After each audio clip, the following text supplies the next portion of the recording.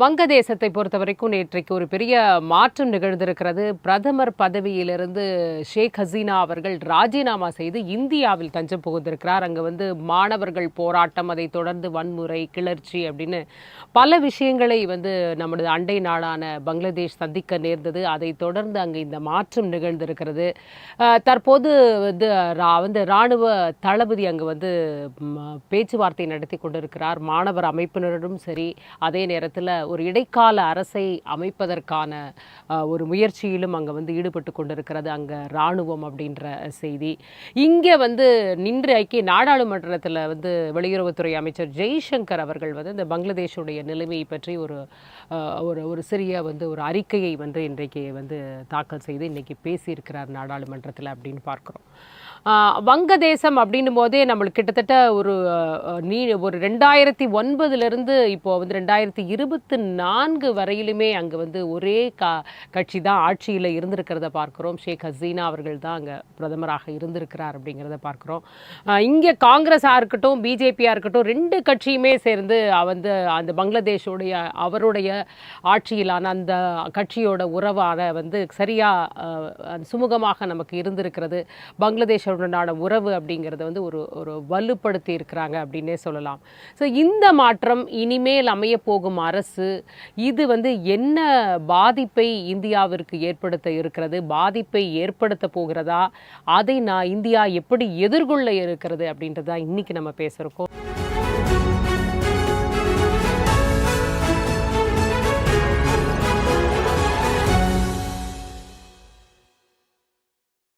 நம்மோடு இணையும் வழியாக இரண்டு கருத்துரையாளர்கள் இணைஞ்சிருக்கிறாங்க. ஒருவர் பத்திரிகையாளர் திரு ஆதித்தன் அவர்கள், வணக்கம் சார். மற்றொருவர் பேராசிரியர் நிரஞ்சன் அவர்கள் நம்மோடு இணைஞ்சிருக்காங்க. வணக்கம் சார். வணக்கம். நிரஞ்சன் சார், உங்ககிட்ட இருந்தா ஆரம்பிக்கலாம் அப்படின்ட்டு. ஒரு இடஒதுக்கீடு போராட்டம் தான் மட்டும்தான் இதற்கு காரணமா இந்த ஆட்சி மாற்றத்திற்கு, இல்ல வேற என்ன பிரச்சனை அங்க இருந்தது சார் பங்களாதேஷை பொறுத்த வரைக்கும்? வங்கதேசத்தை பொறுத்த வரைக்கும் ராணுவ ஆட்சியோ இல்ல ராணுவம் ஆட்சியை கைப்பற்றதோ புதுசல்ல. 1975 அவங்க சுதந்திரம் வாங்கின 4வது வருடமே ராணுவம் ஆட்சியை கைப்பற்றியது. இன்றைய பிரதமரும் அப்கோர்ஸ் ரிசைன் பண்ணிட்டாங்க. ஷேக் ஹசீனாவோட தந்தையுமான பங்களாதேசத்தின் தந்தையும் கருதப்படுற முஜிபுர் ரஹ்மான கொன்னு ஆட்சியை பிடிச்சது பங்களாதேஷ் ராணுவம். இப்போ ரிசர்வேஷன் பாலிசி, இந்த இடஒதுக்கீடு ஒரு மைய புள்ளியா இருந்திருக்கு இந்த கிளர்ச்சிக்கு. பட் இது ஒன்றே ஒரு காரணமா நான் கருதுனேன். 15 ஆண்டுகளா கண்டினியூஸா ஷேக் ஹசீனாவோட ஆட்சி நடந்ததாலையும் அதால ஏற்பட்ட சில பிரச்சனைகள் குறிப்பிட்டு சொல்லணும்னா, எதிர்கட்சிகள் அவர்களுக்கு தேவையான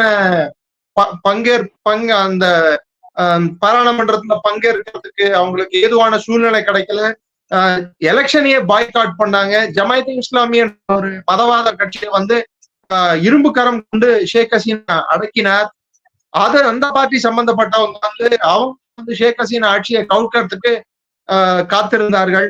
பங்களாதேஷ் நேஷனல் பார்ட்டின்றது ஃபார்ம் பண்ண ஃபவுண்டர் யாருன்னு பாத்தீங்கன்னா ராணுவ தளபதியும் முதல் ராணுவ ஆட்சியின் ஜனாதிபதியுமான ஜியாவுர் ரஹ்மானோட மனைவியார் தான் பேகம் கலிதா ஜியா. அவங்க எல்லாம் ஒண்ணு சேர்ந்து இருக்காங்க. இதுல ராணுவம் பிரச்சனை வளரும் போது பிரச்சனைய அரசாங்கத்துக்கு சப்போர்ட்டிவா இல்லாம அவங்களுக்கு இருக்கக்கூடிய சட்டத்திட்டங்களுக்கும் அந்த நாட்டோட சட்டத்துக்கும் கட்டுப்பட்டு இயங்காம அப்போசிஷன் பார்ட்டி கூட சைட் பண்ணி ராணுவ ஆட்சியை ஏற்படுத்துறதுக்கு ஒரு சூழ்நிலை ஏற்படுத்தி இருக்காங்க. என்னை பொறுத்த வரைக்கும் it is a different form of a coup. அதாவது இப்ப ராணுவமும் இதுல ஈடுபட்டு இருக்கு இந்த விஷயத்துல, அவரை பதவி இறக்கக்கூடிய ஒரு சூழ்நிலைக்கு தள்ளி இருக்கிறது அப்படின்னு சொல்றீங்க.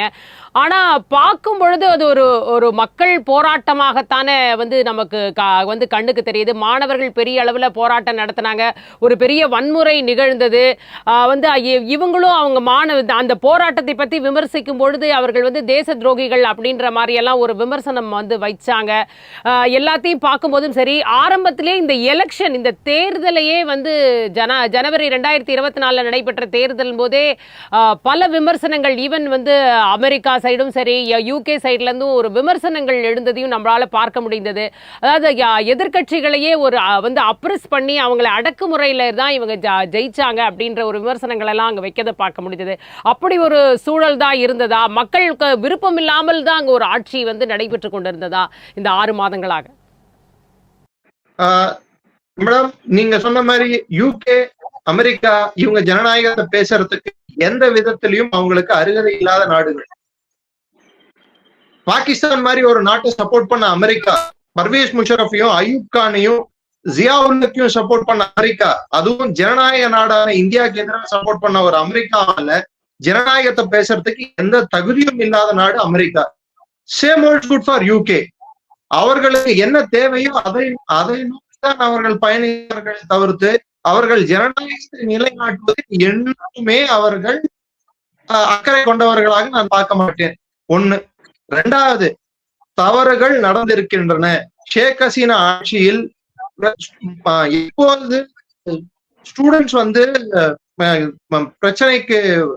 பிரச்சனை நினைச்சு இந்த இடஒதுக்கீடு பிரச்சனையா பார்த்து அவர்கள் அணுகுனாங்களோ, அவங்க சாலைகளுக்கு வந்து போராட்டங்களை நடத்தினாங்களோ, அதை ஒழுங்கா என்ன பண்ணிருக்கலாம்னா பேச்சுவார்த்தை நடத்தி இருக்கலாம். அதற்கு வேற வழிமுறைகளுக்கும் அணுகுமுறை அவங்க கடைபிடிச்சிருக்கலாம். ஆனா அதை தவிர்த்து ஷேக் ஹசீனா பண்ண மிகப்பெரிய தப்பு நான் பார்க்கறது என்னோட கண்ணோட்டத்துல இருந்து, அவங்க பார்ட்டியோட ஸ்டூடெண்ட் விங்கையும் அவங்க பார்ட்டியோட யூத் விங்கையும் யூஸ் பண்ணி அந்த ஸ்டூடெண்ட்ஸை வந்து சப்ரஸ் பண்ண பார்த்தாங்க. அதாவது ஷேக் ஹசீனா ஆட்சியை எதிர்த்த ஸ்டூடெண்ட்ஸை சப்ரஸ் பண்ண பார்த்தாங்க. இதுக்கு அந்த நாட்டின் போலீஸ் வந்து துணை போச்சு. இதனால ஏற்பட்ட உயிர் சேதம் நூற்றுக்கணக்கில் இருந்தது. இது ஆட்சிக்கு மிகப்பெரிய அவப்பை தேடி கொடுத்தது. அப்கோர்ஸ் அதுக்கப்புறம் சுப்ரீம் அந்த இடஒதுக்கீடு மசோதா, இந்த இடஒதுக்கீடு மொத்த திட்டத்தையுமே வந்து தள்ளுபடி பண்ணிடுச்சு. அது செல்லாதுன்னு சொல்லியாச்சு. ஆனா இப்போ நடந்த பிரச்சனைக்கு நான் பாக்குறது வந்து இதுக்கு பெரிய டூலா பண்ணிட்டு யாருன்னு பாத்தீங்கன்னா Jamaat-e Islami, Bangladesh national party. Adithan sir, உங்களுடைய பார்வையில வந்து இடஒதுக்கீடுக்கான போராட்டம் தான் இந்த அளவிற்கான ஒரு முடிவை அங்க ஏற்படுத்தி கொடுத்திருக்கிறதா? நீங்க எப்படி பார்க்கறீங்க பங்களாதேசத்துல நடைபெற்ற நிகழ்வுகளை? வங்காளதேசத்துல நடைபெற்ற இந்த கொந்தளிப்புக்கு காரணம் வந்து அவங்க இப்போ பிரதமர் ஷேக் ஹசீனாவுடைய போக்கு தான் நான் நினைக்கிறேன். ஏன்னா அவங்க வந்து இப்போ ஒரு இடஒதுக்கீடு போராட்டம் நம்ம நினைக்கிறோம்.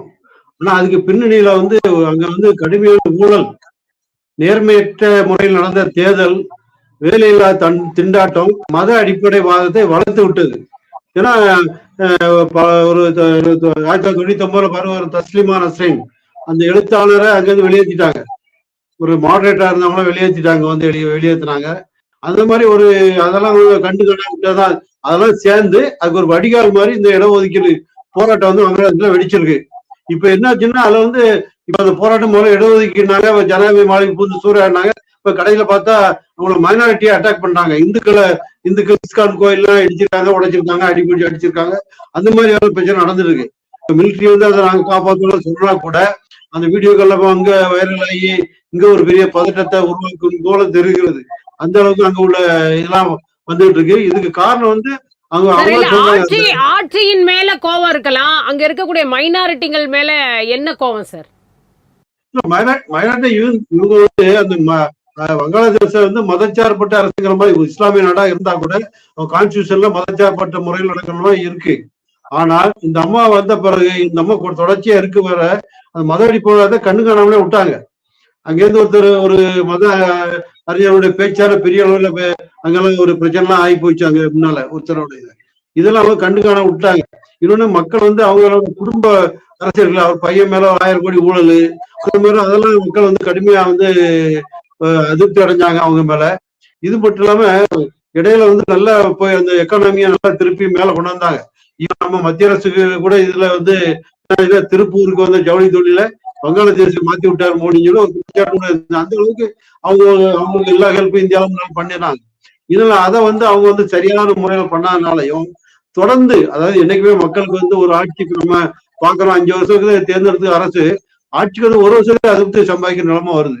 அப்படி இருக்கும்போது 15 வருஷம் இருக்கும்போது கட்டாயம் வரத்தான் செய்யும். அதை அவங்க கேட்ச் பண்ண முடியல, அவங்க அதை மாற்ற அவங்களால முடியல. அது ஒரு காரணம். ஆனா தேர்தல் நினைஞ்சாங்களா நேர்மையற்ற முறையில் தேர்தல் நடத்தி அவங்க திருப்பி வர மாதிரி பண்ணிக்கிட்டாங்க. அது வந்து மக்கள் மத்தியில் பெரிய கொந்தளிப்பு ஏற்படுத்தி ராணுவமும் இன்டைரக்டா ஹெல்ப் பண்ற மாதிரி ஆயிட்டு. இப்போ வந்து அவர் வெளியே போன பிறகு அவங்க இந்தியா வந்துட்டாங்க. இந்தியா இத்தனைக்கும் ஷேக் ஹசீனா சப்போர்ட் பண்றோம் அப்படின்னு சொல்லியிருக்காங்க. ஆனா உங்க நிலைமையை பார்த்து நம்ம எல்லையில எப்படின்னா அந்த வங்காள பிரச்சனை வந்து என்ன பிரச்சனை வரும், மக்கள் தொகை பெருக்குவாங்க. இப்போ ஏற்கனவே 10,000 ரூபாய் கொடுத்தா எல்லையை தாண்டி உள்ள வந்துடுறாங்க.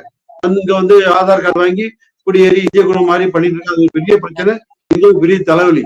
இப்போ பழையபடி ஏன்னா வங்காளதேசம் அவங்களுக்கு தெரியும் 3 பக்கமும் இந்தியா தான் இல்ல, ஒரு சின்ன பகுதி தான் பர்மா, மியான்மர் எல்லையில இருக்கு. அவ்வளோ இங்கதான் வருவாங்க அவ்வளோ. ஏன்னா அது இன்னும் நமக்கு இன்னொரு அடுத்த தலைவலி. அதனால வரலாம பார்க்க வேண்டியிருக்கு இந்திய ராணுவத்திற்கு. அதனால பண்றாங்க.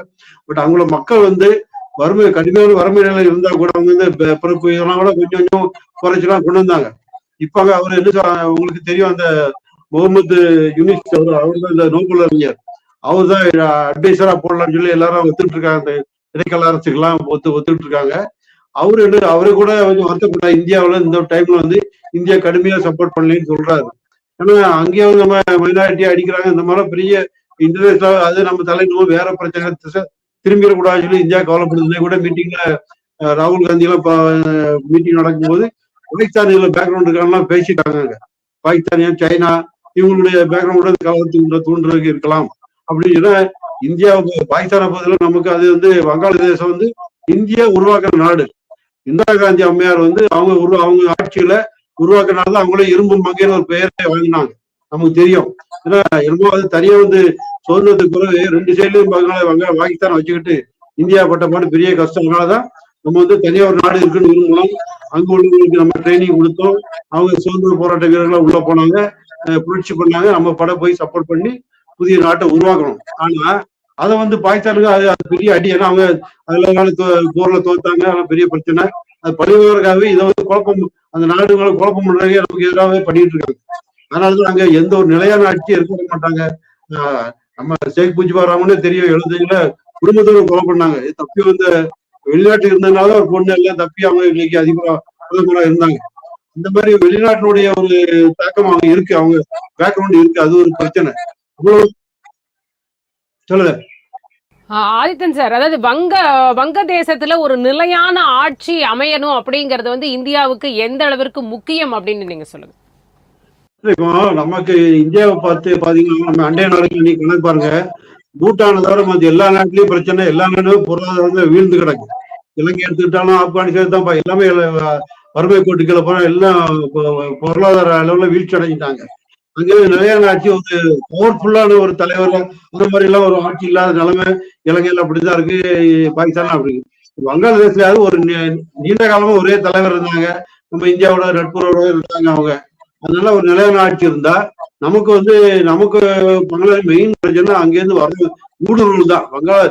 இந்தியாவில பிரச்சனை வங்காளதேச ஊடுருவல். அவங்களால இங்க வந்து ஒரு பிரச்சனைகள் தான் நமக்கு வந்து முக்கிய தலைவர். அதுவும் வடகிழக்கு மாநிலங்கள்ல எல்லாம் பெரிய பிரச்சனை. தமிழ்நாட்டுல கூட வங்காளதேசம் ஊடுருவி டக்டர் உடனே அரசு பிடிச்சி அனுப்புனாங்க அவங்க. ஆனா என்ன செய்யறாங்க, அனுப்பி அவங்க விட்ட உடனே திருப்பி 5,000 10,000 அந்த எல்லைகள்ல வந்து சரியான முறையில் நம்மளால பராமரிக்க கடினமா இருக்கு. அதனால ஈஸியா ஊடுருவாங்க. மத்த பர்மாவுக்கு போக முடியாது. ஏன்னா மியான்மர் வந்து நம்மளோட அங்கேயே ராணுவ ஆட்சியை பெரிய ஈஸியா வருது. ஏன்னா வெஸ்ட் பெங்கால் அங்க ஒரு கவர்மெண்ட் இருக்கு. நம்ம வந்து உங்களுக்கே தெரியும் எலெக்டட் கவர்மெண்ட், தேர்தல் அரசியல். அதனால அதை யாரும் கண்டுக்கிறதில்ல பெருசா. அதனால நமக்கு வந்து அவங்க மக்கள் தொகை பெருக்கம் அதிகமா உள்ள ஒரு நாட்டுக்கு வரும்போது நமக்கு அகதிகள் பிரச்சனை அதிகம் வரும். அதனால அதை வந்து நம்ம இது பண்ணணும். மற்றபடி அவங்களால நம்ம தான் அவங்களுக்கு எல்லாம் கொடுத்துட்டு இருக்க முடிய.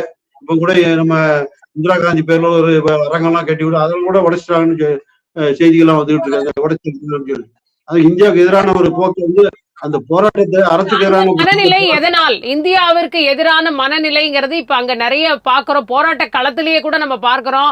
அதே நேரத்துல இந்தியாவில தயாரிக்கப்பட்ட வந்து பொருட்களை வாங்காதீங்க அப்படின்னு சொல்ற அந்த விஷயங்கள் எல்லாம் கூட நம்ம பார்க்கிறோம். இது எதனால வந்து அங்க உருவாயிருக்கு? இல்ல அதனால அவரு வந்து அந்த ஷேக் ஹசீனாவுக்கு நம்ம சப்போர்ட் பண்றோம். ஒரே கவர்மெண்ட் இருந்தாலும் இந்தியாவில முழுக்க பொருளாதார எவ்வளவு உதவி பண்றோம். ஆனால் இந்த மதவாத அடிப்படை என்னைக்கு அங்க வளர்ந்துச்சோ அதனால அவங்க வந்து அது அப்படியே திசை திருப்புறாங்க. நமக்கு இந்தியா ஆன்டி இந்தியா இங்க தூவம் போடுறது பாகிஸ்தான் மாதிரி நாடுகள் வந்து தூவம் போட்டுட்டு இருக்காங்க. அவங்களும் பாகிஸ்தானால அவங்களால ஒண்ணுமே செய்ய முடியல.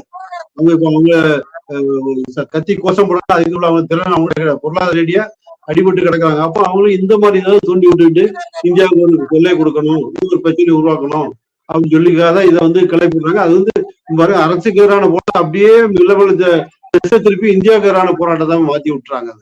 அது ஏன் தெரியல. அந்த மாதிரி இந்த ஒரு இல்ல பங்களாதேஷோட இன்றைய சூழ்நிலைக்கு ஏதாவது வெளிநாடுகளுடைய பிரஷர் சதி அது கூட ஒரு காரணம் அப்படின்னு இப்ப தொடர்ச்சியாக பேசப்படுது. நம்ம வந்து அந்த மாதிரி ஒரு விஷயங்களும் கேள்விப்படுகிறது. அதெல்லாம் எந்த அளவிற்கு உண்மை? நிஜமாவே அப்படி இருப்பதற்கான வாய்ப்புகள் இருக்கா இதுல? ஏன்னா இப்ப நமக்கு வந்து இப்ப நம்ம சீனாவை எடுத்துக்கிட்டீங்கன்னா நம்ம சுத்தி ஒரு அவங்க ஒரு திட்டம் வச்சு இப்ப இந்த ஒரு துறைமுகம் எல்லாம் போட்டு இருக்காங்க. அதுல வங்காளதேசத்துல ஒரு துறைமுகம் போடுறதுலாம் ட்ரை பண்றாங்கன்னு நினைக்கிறாங்க. சீனா அவங்க கண்ட்ரோல் கொண்டு வரணும் பாக்குறாங்க அந்த இடத்துல. ஏன்னா அது ஒரு அதனால அவங்களும் மறைமுக உதவி பண்ணுவாங்க அவங்களுக்கு. அதே மாதிரி பாகிஸ்தான், அது யாரும் சொன்ன மாதிரி பாகிஸ்தான் பண்ணுவாங்க. இப்போ வெஸ்டர்ன் கண்ட்ரிஸ் உங்களுக்கு தெரியும், இந்தியாவில் ஸ்டேபிள் ஒரு கவர்மெண்ட், ஸ்டேபிள் கவர்மெண்ட்ங்கிற சொல்றதை விட ஜனநாயக நிலையா இருக்கிறது இந்தியாவில் நிலையா இருக்கிறது. அதை வந்து அவங்க வந்து வெளிநாடுகள் விரும்புறது இல்லை. நிலையான ஆட்சி இருக்கக்கூடாது, ஒரு பிரச்சனை வரக்கூடாது, பிரச்சனை வரணும்னு நினைக்கிறாங்க. அதுக்கு இது ஒரு வழியா பயன்படுத்துறாங்க. வங்காளதேசத்தை வந்து பயன்படுத்துறாங்க. ஏன்னா வங்காளதேசம் உங்களுக்கு தெரியும், உலகிலேயே மக்கள் தொகை நெருக்கம் கிட்டத்தட்ட 20 கோடி பேர் இருக்காங்க. ட்ரெயின்லாம் பாத்தீங்களா, படங்கள்லாம் பார்த்தா பயங்கரமா இருக்கும், நெருக்கமா இருக்கும். அந்த மாதிரி ஒரு நெருக்கடியான ஒரு தேசம். எப்ப பார்த்தாலும் புயல் அடிச்சு படிச்சு அவங்க சேதமா, எப்ப பார்த்தா புயல எங்க எப்ப புயல் வந்தாலும் அங்கே தான் அடிக்கும். கடைசியா வெள்ளம் வந்தாலும் அவங்க தான் பாதிப்பு. அந்த மாதிரி ஒரு பொருளாதார மீள முடியாத நிலைமை அடிக்கடி சந்திக்கின்ற ஒரு தேசம் அது. அதை வந்து அதை வந்து அங்குள்ள அந்த வறுமை சூழ்நிலை பயன்படுத்தி கொண்டு அடிப்படைவாத மத அடிப்படைவாத வளர்த்து அது இந்தியாவுக்கு எதிராக திருப்புற செய்தி தான் வெளிநாடுகளில் நடத்தப்படுகிறது. ஆதித்தன் சார், அதாவது இந்தியாவை பொறுத்த வரைக்கும் ஊடுருவலுக்கான வாய்ப்புகள் தான் அதிகமா இருக்கு. அங்கிருந்து வங்கதேசத்துல இருந்து ஊடுருவல்காரர்கள் அதிகரிக்கிறதுக்கான வாய்ப்பு இருக்கு அப்படின்னு சொன்னீங்க. இதையும் தாண்டி என்ன பாதிப்பை வந்து இந்தியா சந்திக்க நேரிடும் அப்படின்னு நீங்க நினைக்கிறீங்க? இல்ல, இப்ப நம்ம இலங்கையில இதே மாதிரி பிரச்சனை நம்ம தான் பணம் கொடுக்க வேண்டியது ஆகி போச்சு இலங்கைக்கு. அதே நிலைமை நமக்கு வரும். ஏன்னா நான் சொன்ன திருப்பூருக்கு வர வேண்டிய ஜவுளி தொழிலே அங்க போக வேண்டிய நிலைமை நம்ம உதவி பண்ணாலும் ஆகி போச்சு. திருப்பூர் பாதிக்கப்பட்டுச்சு. அதே மாதிரி அவங்களுக்கு எப்படியாவது மேல தூக்கணும், அவங்களுக்கு ஹெல்ப் பண்ண நிலைமை கட்டாயம் நம்ம இந்தியாவை தான் வரும், பக்கத்து நாடு இல்லை. ஏன்னா நம்ம பக்கத்து நாடுல இன்னொரு நாடு வந்து அமெரிக்காவோ வந்து அவன் வந்து ஹெல்ப் பண்ணி அவன் கால் ஊன்றத இந்தியா வந்து அதை அனுமதிக்காது, ஒரு நாள் அனுமதிக்காது. இது நம்ம அவ்வளவு நம்மளுடைய அண்டை நாடுகள் நம்மளுடைய இந்தியா என்ற பறவைகளுடைய இறவுக்குள்ளதான் இருக்கணும். அதனால அவங்க பிரச்சனை வந்தாலும் நம்ம வந்து சமாளிச்சு நம்ம கண்ட்ரோல் இருக்க மாதிரி பார்த்துதான் இப்போடைய பாலிசியா இருக்குது. ஏன்னா ஆப்கானிஸ்தான் கூட நம்ம வந்து கோதுமை அனுப்பிட்டு இருக்கோம். அவங்க தலைப்பான் நமக்கு பிடிக்காது, இந்தியாவில் பிடிக்காதுதான். இதெல்லாம் அவங்களோட சும்மா வர வச்சு அவங்களுக்கு ஹெல்ப் பண்ணிட்டு தான் இருக்கும். ஆனா ஏன்னா மனிதாபிமான அடிப்படையில் மக்கள் வந்து ஒரு வறுமையில இருக்கும், அதை ஹெல்ப் பண்ணுறது இந்தியாவுடைய பாலிசியா தான் எப்பவுமே இருந்துகிட்டு இருக்கு. அந்த வகையில் நம்ம அதை உதவிதான் ஆகணும். இதுவே வெளிநாடு போய் தலையிடலாம் விடக்கூடாது, விட முடியாது. அதனால இந்தியாவுக்கு அந்த ஒரு பொருளாதார சுமை நமக்கு ஏற்படும்.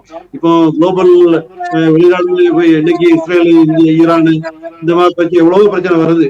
இந்த மாதிரி டைம்ல வந்து இது ஒரு பிரச்சனை நமக்கு வரும்போது நம்ம அது பெரிய அளவுல மாற விடாமல் இந்தியா வந்து தொடர்ந்து உதவுவதுதான் நம்மளுடைய கடமையாக இருக்க வேண்டும். நிரஞ்சன் சார், அதாவது நீங்க சொன்னீங்க ராணுவம் வந்து இதன் பின்னணியில இருக்கிறது, அந்த ஆட்சி மாற்றத்தின் பின்னணியில ராணுவம் இருக்கிறது அப்படின்னு வந்து சொன்னீங்க. ஆனா ராணுவத்தால ரொம்ப நாளைக்கு வந்து ஒரு ஆட்சியை நடத்த முடியாத ஒரு சூழலை தான் நம்ம பார்க்கிறோம். ஏன்னா ஐநா தரப்பிலிருந்து வந்து எந்த உதவியும் கிடைக்காது ராணுவ ஆட்சி அமைந்தால் அப்படின்ற ஒரு விஷயத்தை, ரொம்ப நீண்ட காலம் தொடர்ந்தால் அப்படின்ற ஒரு விஷயம் வந்து தொடர்ந்து சொல்லப்பட்டு வருகிறது. அதனால இப்ப வந்து எனக்கு தெரிஞ்சு அவர் தளபதியே வந்து ஒரு இடைக்கால அரசு கொஞ்ச நாளைக்கு அப்படின்ற ஒரு விஷயத்தை தான் சொல்ற மாதிரி தெரியுது. நீங்க எப்படி பார்க்கறீங்க? ராணுவமே தொடர்ந்து அங்க ஆட்சியில இருக்க வந்து விரும்புமா? அப்படிப்பட்ட சூழ்நிலை தான் அங்க இருக்கா தற்போது? மேடம், நான் முதல்ல சொல்லும் போதே நான் சொன்னேன், இது முழுக்க ராணுவ ஆட்சியா இருக்காது. இது ஒரு ஹைபிரிட் மாடலா இருக்கும். பேகம் கலிதாசியாவோட பிஎன்பி பார்ட்டில இருந்து சில பேரையும், ஜமாயத்தே இஸ்லாமி கட்சியில இருந்து சில பேரையும், டெக்னோகிராட்ஸ் என்ற அடிப்படையில் அகாடமிஷியன்ஸ், சயின்டிஸ்ட், இன்ஜினியர்ஸ், பியூரோகிராட்ஸ் அவர்களையும் சேர்த்துக்கொண்டு சில ராணுவ அதிகாரிகள் தளபதிகளையும் வைத்துக் கொண்டுதான் ஆட்சியை நடத்துவார்கள். இது முழுக்க ராணுவ ஆட்சியா நடத்துறதுக்கு முடியாது. அப்படி நடத்தினாங்கன்னா உலக நாடுகள் அவங்களுக்கு அங்கீகாரம் கொடுக்காது. இந்த வருடம் மாத்திரம் உலக வங்கி மூலம் $2.5 பில்லியன் அவர்களுக்கு வரவேண்டிய கடன் இருக்கிறது. $900 million இன்ஃப்ராஸ்ட்ரக்சர் டெவலப்மெண்ட்காக வேர்ல்ட் பேங்க் அவங்களை ஃபண்ட் பண்ணிட்டு இருக்கு, பைப்லைன்ல இருக்கு. $2.5 பில்லியன் ப்ராமிஸ் பண்ணிருக்காங்க.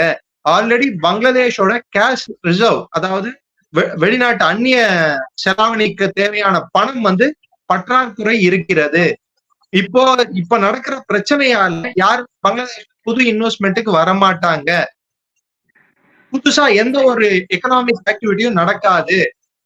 சோ இதெல்லாம் அவங்களுக்கு இருக்கக்கூடிய பிரச்சனைகள். ஆனா ராணுவம் இன்டைரக்டா அந்த ஆட்சியை கண்ட்ரோல் பண்றதுக்கு என்னென்ன வழிகள் இருக்கோ எல்லா வழிகளும் சாத்தியக்கூறு அது செய்யும், அதை நோக்கி பயணிக்கும். சரி, இப்ப அதே நேரத்துல ஒரு ஒரு ஆன்டி இந்தியா சென்டிமெண்ட்டையும் அந்த போராட்டத்துல நம்மளால பார்க்க முடிகிறது.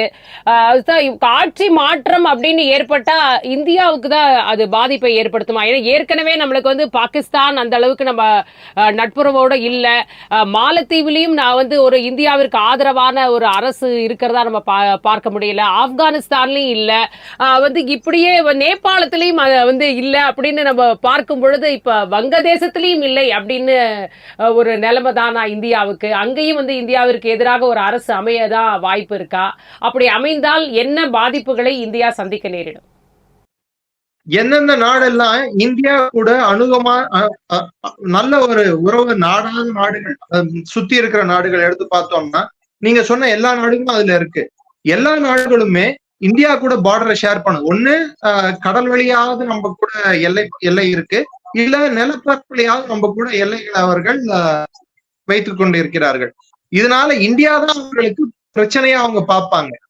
ரெண்டாவது எடுத்து பாத்தீங்கன்னா எந்த இந்தியா கூட பிரச்சனை வளர்த்திருக்கோ அந்தந்த அரசாங்கமோ இல்ல அந்த அரசாங்கத்தை நடத்தி கொண்டிருக்கும் அதிபரோ ஜனாதிபதியோ இல்ல யாரோ ஒருத்தர், அவர்கள் எல்லாரும் முதல் சொல்றது இந்தியா அவுட் அப்படின்னு சொன்ன மால்டீவிய ஜனாதிபதி இன்னைக்கு இந்தியாவை ஹெல்பிங் அஸ் அப்படின்னாரு. இந்த சிச்சுவேஷன் வரும் மேடம். ஏன்னா they are dependent on India. Of course இன்னொரு ஆங்கிள் இருக்கு, சைனீஸ் ஆங்கிள் ஒண்ணு இருக்கு. எந்தெந்த நாடுகள் பேச்ச எடுக்கணும் எல்லாருக்கும் சைனா பண்ணிட்டு இருக்கு. பாகிஸ்தானுக்கு சிபெக் என்ற பேர்ல ஃபண்டிங் கொடுத்துருக்கு. மால்டீவ்ஸுக்கு சைனா ஃபண்டிங் கொடுத்தது.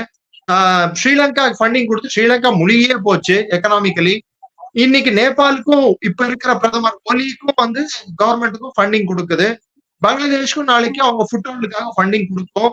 நம்மளுக்கு இருக்கிற பிரச்சனைகள் பாத்தீங்கன்னா வடகிழக்கு மாகாணங்கள்ல, குறிப்பிட்டு சொல்லணும்னா அசாம், வெஸ்ட் பெங்கால் இந்த மாதிரி பகுதிகளில் எல்லை பிரச்சனைகள் அதிகரிக்கும். ஏன்னா பிஎன்பி கவர்மெண்ட் ஜமாத் இஸ்லாமி பார்ட்டியோ பிஎன்பியும் ஜமாத் இஸ்லாமி கட்சிகள் அரசுல பங்கு வகிக்கிறாங்கன்னா அப்போ எப்ப அணுக்கமான ஒரு நெருக்கமான சூழ்நிலை இந்தியாவுக்கும் பங்களாதேஷ்க்கும் ஏற்பட்டது இல்லை.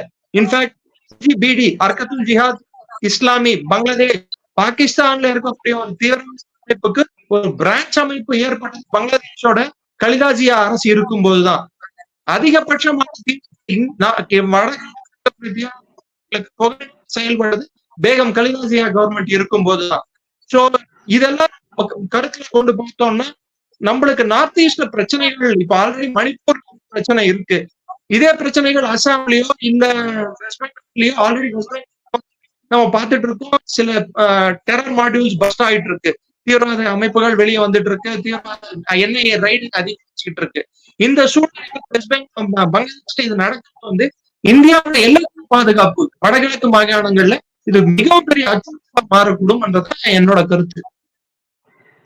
அதே நேரத்துல இன்னொன்னும் இருக்கிறது, இந்த சிட்டகாங் துறைமுகத்தை சீனா ஏற்கனவே பயன்படுத்துறதுக்கான கோரிக்கையை தொடர்ந்து அங்க முயற்சி பண்ணிக்கிட்டே இருக்காங்க. இப்ப ஆட்சி மாற்றம்னு ஒண்ணு ஏற்பட்டா அதற்கான வாய்ப்புகள் அங்க அதிகரிக்குமா?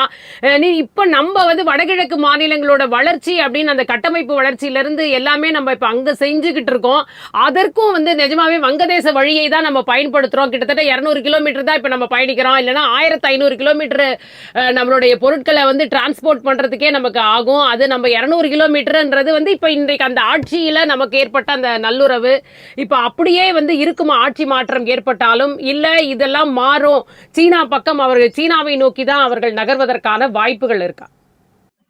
டிரான்சிட் காரிடார் அப்படின்னு சொல்ற 2014 அப்புறம் டிரான்சிட் காரிடார் டிரான்சிட் சிஸ்டம் சொல்லிட்டு நம்ம பங்களாதேஷ் கூட ஒரு நெருக்கமான உறவு ஏற்பட்ட அப்புறம் நம்ம நிறைய அக்ரிமெண்ட் சைன் பண்ணோம். அந்த அக்ரிமெண்ட்ஸ்ல ஒரு ஒரு முக்கியமான அச்சீவ்மெண்டா பாக்குறது நான் என்னன்னா, நார்த் ஈஸ்டுக்கு வந்து லாஜிஸ்டிக் சப்ளையை வந்து நம்ம அதிகப்படுத்த முடிஞ்சது. கம்மியான நேரத்துல நம்மளோட பொருட்கள் நார்த் ஈஸ்ட போய் சேர முடியுது. இது நம்ம ராணுவத்துக்கும் வந்து பெரிய ஒரு ஹெல்ப்ஃபுல்லா இருந்தது. ஆனா இன்னைய சூழ்நிலை சிட்டகாங் சைனா வந்து அவங்க டார்கெட் பண்றதையும் அந்த போர்ட்டை வந்து அவங்க கண்ட்ரோல் எடுத்துக்கிறத பாக்குறதும், இது எல்லாமே இந்தியாவோட டிரான்சிட் சிஸ்டம், அதாவது டிரான்சிட் காரிடார் வந்து மாதிரிதான் இருக்கும். இதை ரீநெகோசியேட் பண்ண வேண்டிய கம்பல்ஷன்ல இந்திய அரசாங்கம் தரப்படும்.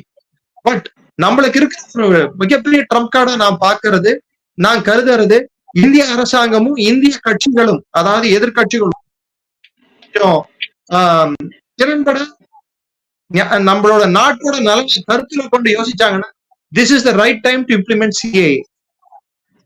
இங்க இருக்கிற வங்கதேசத்தினரை அங்க நீங்க திருப்பி அனுப்பிடுறோம் அப்படின்னு சொன்னோம்னாலே Bangladesh will come in to fall in line அப்படின்வாங்க. ஏன்னா இது வரைக்கும் ஷேக் ஹசீனா இருக்கிற வரைக்கும் நம்மளால அது வந்து இன்டர்நேஷனல் ஜியோபொலிட்டிக்கல் சிச்சுவேஷனால கூட பங்களாதேஷ்ல ஷேக் ஹசீனாவோட பவர் சிச்சுவேஷனை என்ற பட்சத்தில் தான் நம்ம அதை இம்ப்ளிமெண்ட் பண்றதுக்கு கொஞ்சம் அச்சம் இருந்தது. இப்ப நம்ம அச்சப்பட தேவையில்லை. சிஏஏ இம்ப்ளிமெண்ட் பண்ணா பிரஷர் பங்களாதேஷ் மேல திருப்பி விழும். இது ஒரு பார்கெனிங் டூல் நம்ம யூஸ் பண்ணலாம். எனக்கு தெரிஞ்சு மேபி கவர்மெண்ட் வேற மாதிரி கூட திங்க் பண்ணலாம். சரி ஆதித்தன் சார், இப்ப இப்படிப்பட்ட ஒரு சூழ்நிலையில இப்ப இந்தியாவுடைய வந்து ரியாக்ஷன் அப்படிங்கிறது எப்படி இருக்கணும், இந்தியா என்ன செய்யணும்? இந்த மாதிரியான ஒரு நிலைமை இப்ப வங்கதேசத்துக்கு இப்படி ஒரு நிலைமை ஏற்பட்டிருக்கு, இது இந்தியாவை பாதிக்காம இருக்கணும் அப்படின்னா மத்திய அரசு என்ன செய்ய வேண்டி இருக்கிறதா நீங்க பாக்குறீங்க? இந்தியாவை பொறுத்தவரை உடனடியாக பண்றது எல்லையில அவங்க அலர்ட் பண்ணிட்டாங்க ஊடுருவலை தடுக்கிறதுக்கு. நம்ம பிஎஸ்எஃப் எல்லாமே ரொம்ப விழிப்புணர்வா பண்ணிருக்கோம்னு சொல்லி மத்திய அரசு அறிவிச்சிருக்காங்க. அதான் நம்ம மெயினா பார்க்க வேண்டிய. அங்கேருந்து அங்கே இங்க வந்துடக்கூடாது. ஊடுருவல் அதிகம், ஏன்னா வழக்கமாவே ஊடுருவல் அதிகமா இருக்கும் போது இந்த பிரச்சனையை பயன்படுத்தி அங்கிற போறையில வந்து குவிஞ்சிடக்கூடாது. அது இங்க பெரிய பிரச்சனை. ஏன்னா ஏற்கனவே இப்போ அங்க நான் சொல்ற மாதிரி அந்த மைனாரிட்டியான அங்க இந்துக்கள் மீது தாக்குதல் நடத்தத இங்க உள்ள இந்துத்துவ ஆதரவாளர் அதை வந்து பரப்பிட்டே இருக்காங்க. அந்த வீடியோல எல்லாம் அங்க வந்து இன்டர்நெட்ல கட் பண்ணிட்டாங்க. ஆனா இங்க வந்து அதை பரப்பிட்டு இருக்காங்க. அது பெரிய அடுத்த பிரச்சனையே இங்க உருவாக்கிடக்கூடாது. அதை வந்து மத்திய தடுத்து நிறுத்தணும். ஒண்ணு அதுக்காக அதை அவங்க பண்ணணும்னு நினைக்கிறேன். ரெண்டாவது இன்னும் வந்து அங்க இன்னும் இப்பதான் இந்த ப்ராப்ளம் வெடிச்சு கிறிஸ்டலைஸ் ஆயிட்டு இருக்கு. ஸ்பில் ஓவர் சொல்லுவாங்களா, அது மாதிரி வெடிச்சாச்சு. இப்போ ஒரு ஜனாதிபதி அந்த ராணுவ தளபதி அவர் சார் சொன்ன மாதிரி அவர் வந்து இடைக்கால ஒரு மாடரேட் கவர்மெண்ட் அமைக்கிறதா பாடுவோம். ஏன்னா அவருக்கு தனிப்பட்ட முறையில் அவர் இன்டர்நேஷனல் பீஸ் கீப்பிங் போர்ட்ஸ்ல பல ஆண்டு காலம் அவர் பணியாற்றியவர் அப்துல் ரஹ்மான். அதனால அவர் வந்து இந்த மாதிரி ஒரு பாகிஸ்தான்ல ஒரு ராணுவ தளபதி மாதிரி இருக்க மாட்டாருன்னு சொல்றாங்க. அதனாலதான் இல்லாட்டா நோபல் அவர் அறிஞர் முகமது ஏன் சொல்றாங்கன்னா, அதனாலதான் மாடரேட் கவர்மெண்ட் வரணும்னு நினைக்கிறாங்க. நினைச்சு இந்த இயற்கை ஏற்கனவே இந்த ஆட்சி போய் கல்யா ஜெயலலிதா நேஷனல் கவர்மெண்ட் மாதிரி ஒரு பண்ணலாம் கூட, அதுக்கு கூட இந்திய அரசு முயற்சிக்கும். ஏன்னா நம்ம வந்து தப்பி விட்டோம் ஜனாதிபதி நமக்கு சப்போர்ட்னால அவங்க நம்ம அடைக்கலம் கொடுக்குறோம். இந்த கூட இந்தியாவில் வைக்கல, அவங்க லண்டன் போறதான் சப்போர்ட் பண்ணிட்டு இருக்கோம். அதனால அவங்க இப்போ வர்ற கவர்மெண்ட் வந்து அவன் நமக்கு அனுசரணையா இருக்க மாதிரி நம்ம இப்ப இந்தியா பாத்துக்கணும். அதுக்கு ஏதாவது இவ்வளவு காய் நடத்துவோம்னா சரி, நம்மளும் பொறுத்திருந்து பார்க்கலாம் வந்து எப்படி இது வந்து அரசு கையாள போகிறது. இது வந்து அங்கு எப்படி வந்து ஆட்சி மாற்றம் அப்படிங்கிறது, அங்க மக்களுக்கு வந்து நிஜமாகவே என்ன பலனை கொடுக்க போகுது அப்படிங்கிறதையும் நம்ம பார்ப்போம். கருத்துக்களை பகிர்ந்து கொண்ட உங்கள் இருவருக்குமே மிக்க நன்றி. மீண்டும் மற்றொரு நிகழ்ச்சியில் சந்திக்கலாம். நன்றி, வணக்கம்.